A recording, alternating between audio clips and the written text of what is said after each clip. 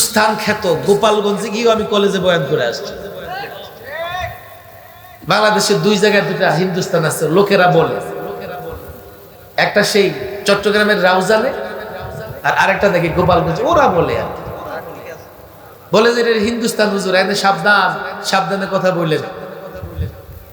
আমি ঠিক টঙ্গিবাড়িতে প্রোগ্রামে গেছি, টঙ্গি পাড়াতে।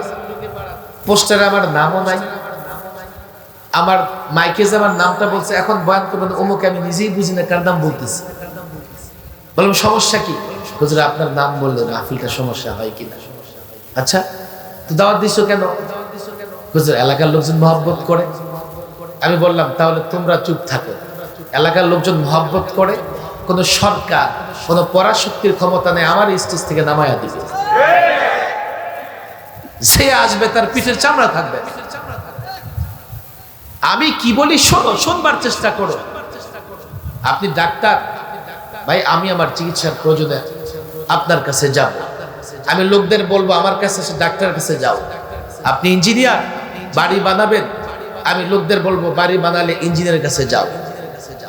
একটা লোক এসে যদি বলে হুজুর আপনারা খুব মহব্বত করি, বাড়ি বানাবো, আপনি একটু ডিজাইন করে দেন।